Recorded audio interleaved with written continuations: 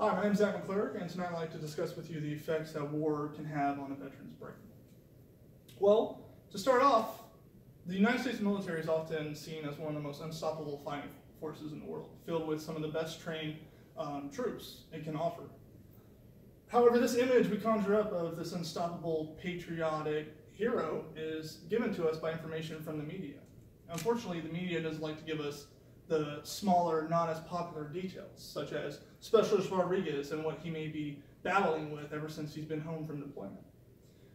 So I'd like to take the time and kind of bridge that gap and talk to you about some of the more common diagnoses from war, such as PTSD, how PTSD comes about, and some of the effects war can have on the brain, such as addiction, or how some soldiers crave war almost.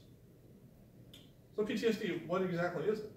Well, PTSD stands for post-traumatic stress disorder, and it arrives when someone lives through a traumatic event, something stressful, something that causes them pain, anguish, fear, anxiety.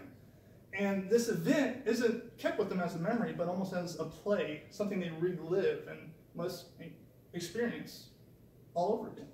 When this happens, they typically have an episode, flashback, nightmares that causes them to be emotionally unstable and sometimes violent towards the people around them. If we look at a study conducted by the U.S. Department of Veterans Affairs in 2009, we can see that roughly 1.2 million veterans have been diagnosed with PTSD. Just to give you a good estimate of percentage-wise what that encloses, that's roughly about 11% of veterans that have at least been diagnosed with PTSD officially. So, PTSD, what exactly is it? How does it work? What's it built upon? Well, the next slide, we can see an image that was taken by Yale University in 2017, showing two individuals, one with no PTSD and one with PTSD. And the first thing you may notice is just the sheer amount of brain activity PTSD is going through versus the user with no PTSD. Well, PTSD is built upon something called the fight or flight response. This response is a survival mechanism that all living creatures have within them. It's what tells us to stay and fight or run for our lives to survive. And when someone undergoes this process, their brain is overloaded. It's worked to the max, per se. Chemicals are flooding the different components of the brain. Neurons are firing rapidly, constantly throughout. And this overhead the brain's experiencing causes it to degenerate as it goes through this work overload process, similar to how we as humans do when we're overworked with overtime and we're just tired when we get home. Well, when the brain is constantly under that fight or flight response, that's what happens to it. It starts to deteriorate and it doesn't work properly anymore.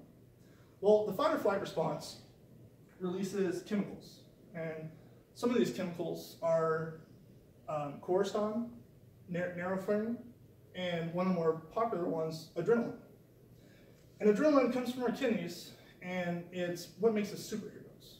It's what heightens our senses. It causes our pain receptors to become dull, so we don't feel as much pain.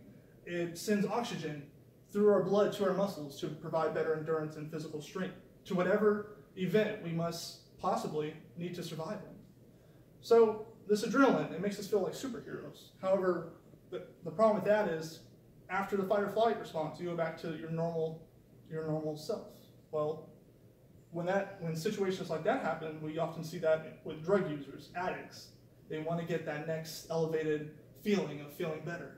Adrenaline's no different. So adrenaline can be something you can be addicted to. Oftentimes we hear of war junkies or adrenaline junkies, and this comes from basically the fight or flight response, the thing that sends adrenaline throughout our body. These military servicemen and women, when they go through that response, their brains sometimes want that response again. They want those chemicals to make them feel good, make them feel super.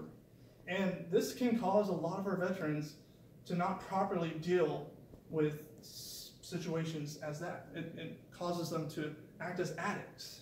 And similar symptoms are they emotionally are unstable, physically violent, cold sweats, and much more. So in a sense, war itself is addicting.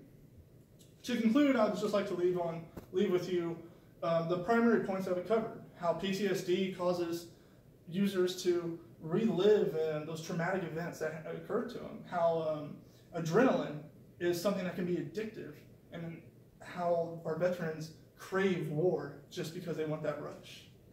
Also, how the fight-flight response affects our PTSD brain.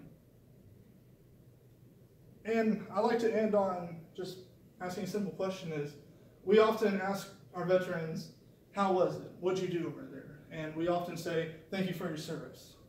But a lot of times we don't say, do you need help? Do you need someone to talk to? So just remember that just because a veteran's home from the fight doesn't mean he's done fighting himself.